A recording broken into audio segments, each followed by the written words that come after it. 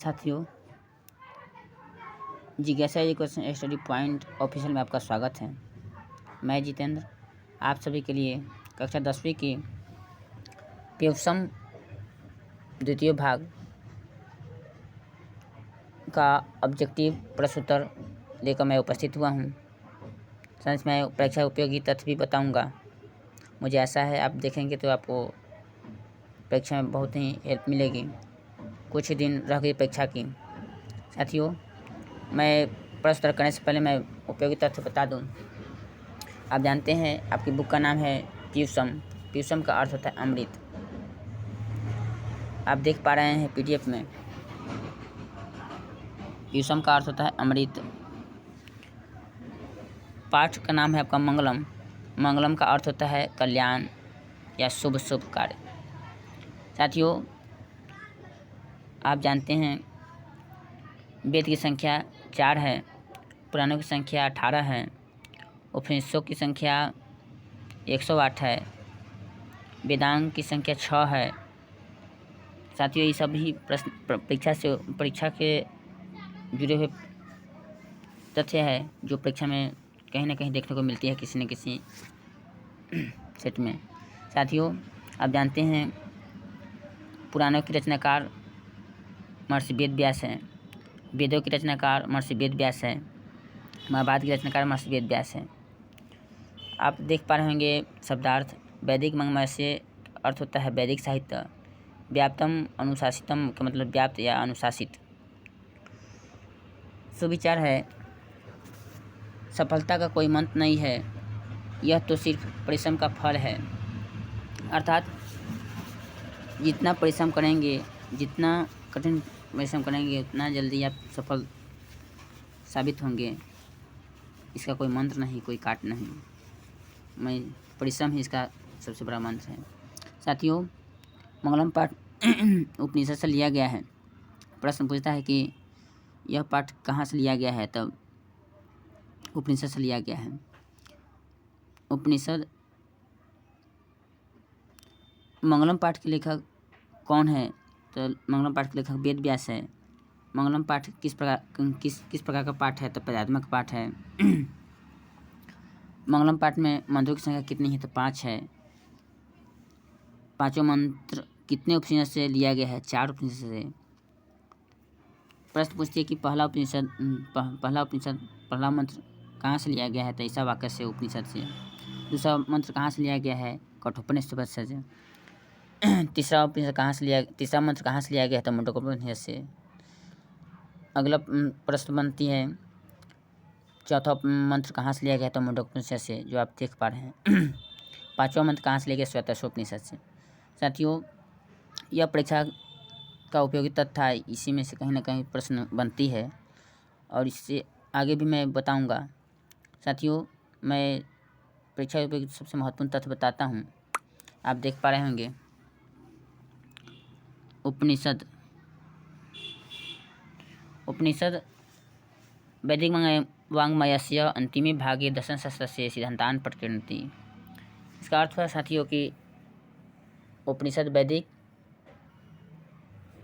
साहित्य का अंतिम भाग दर्शन शास्त्र सिद्धांत प्रकट करती है। अर्थात उपनिषद वैदिक साहित्य का अंतिम भाग का दर्शन शास्त्र का सिद्धांत प्रकट करती है। तो प्रश्न बनती है कि वैदिक साहित्य का अंतिम भाग दर्शन शास्त्र का सिद्धांत कौन प्रकट करता है, तो उपनिषद। प्रश्न बन सकती है कि वैदिक साहित्य का अंतिम भाग दर्शन शास्त्र का सिद्धांत किसमें प्रकट हुए, तो उपनिषद में। साथियों, इसके आगे है सर्वत्र परम पुरुषस्य परमात्मना महिमा प्रधानतया ज्ञेयते। सर्वत्र का मतलब होता है सभी जगह, परम पुरुष माने परमात्मा ईश्वर। अर्थात हम सभी पुरुष हैं, हम सभी से ऊपर भी, हम सबसे बड़ा, हम सभी से महान परम पुरुष हैं जो ईश्वर है, जिनको परमात्मा कहा जाता है। परम पुरुषस्य परमात्मना महिमा प्रधानतया ज्ञेयते। परम पुरुष की महिमा का सभी जगह गीत गाई जाती है। परम पुरुष की प्रधानता है तेन परमात्मा जगत व्याप्तम अनुशासितम चासित। इसका अर्थ हुआ साथियों कि तेन उस परमात्मा की जगत व्याप्तम, वह परमात्मा जगत में व्याप्त है, उस परमात्मा के द्वारा ही जगत व्याप्त है और जगत अनुशासित है। स माने होता है वह, एवं माने ही, वह ही सर्वेशाम तपसाम परम प्रक्षम, सभी तपस्वियों का, सभी तपस्वियों का, ऋषियों का महत्वपूर्ण लक्ष्य परमात्मा ही है, परम पुरुष ही है। तपस्वी लोग किसको प्राप्त करना चाहते हैं? तो परम पुरुष की। विद्वान लोग किसको प्राप्त करना चाहते हैं? परम पुरुष की प्रश्न बनती है। साथियों, अस्मिन पाठे अर्थात इस पाठ में परमात्मा आत्मपरा उपनिषदाम पदात्मिका, इसका अर्थ हुआ साथियों कि इस पाठ में परमात्मा के उपनिषद पदात्मक रूप में है, जो 5 मंत्र संकलिता संति, जो 5 मंत्रों में संकलित है। तो साथियों, मंगलम पाठ पदात्मक पाठ है। प्रश्न बनती है इसमें कितने मंत्र है? तो 5 में संकलित है। आप देख पा रहे हैं श्लोक।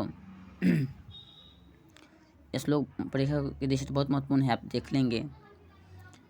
साथियों, मैं आपको ध्यान दे दूँ, शब्दार्थ जो अभी के समय में शब्दार्थ का भी बहुत महत्वपूर्ण हो गया है। शब्दार्थ डायरेक्ट प्रश्न परीक्षा में पूछी जा रही है, आप देख पा रहे हैं। एक बार जरूर देख लेंगे। संधि विच्छेद है, देख लेंगे। अब हम चलते हैं आपको प्रश्नोत्तर पर। उपनिषद की रचनाकार कौन है? इसका सही जवाब ऑप्शन नंबर सी, महर्षि वेद व्यास। साथियों, प्रश्न बनती है कि उपनिषद किसका सिद्धांत प्रकट करता है? तो इसका सही जवाब है दर्शन शास्त्र का सिद्धांत प्रकट करता है। परीक्षा के उपयोग से बहुत महत्वपूर्ण है। साथियों, अगला प्रश्न बनते है दर्शन शास्त्र का सिद्धांत कौन प्रकट करते हैं? तो उपनिषद। अगला प्रश्न है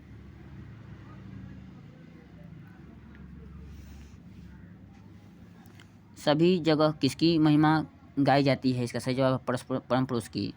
अगला प्रश्न है पूरे संसार किसके द्वारा शासित है, व्याप्त है? परमात्मा के द्वारा। मैंने पहले ही बता दिया साथियों। अगला प्रश्न बनती है हिरण्मयेन पतेन सत्यस्य पीतम मुखम, यह मंत्र किस उपनिषद से संकलित है? क्या सही जवाब ऑप्शन नंबर ईशावाक्य से।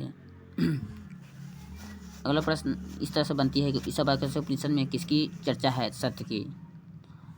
अगला प्रश्न 2 नंबर मंगलम पाठ के रचनाकार कौन है? इसका सही जवाब option number C, Ved Vyas.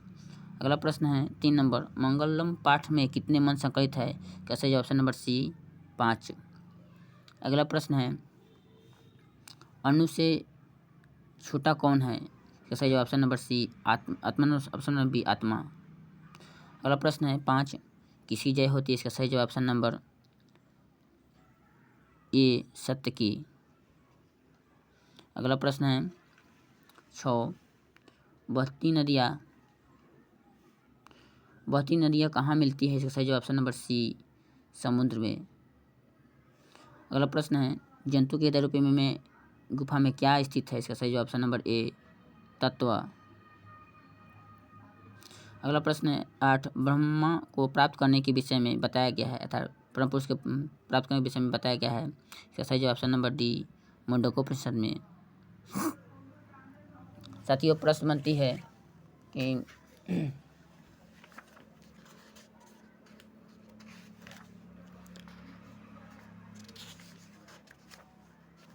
अगला प्रश्न बनती है कि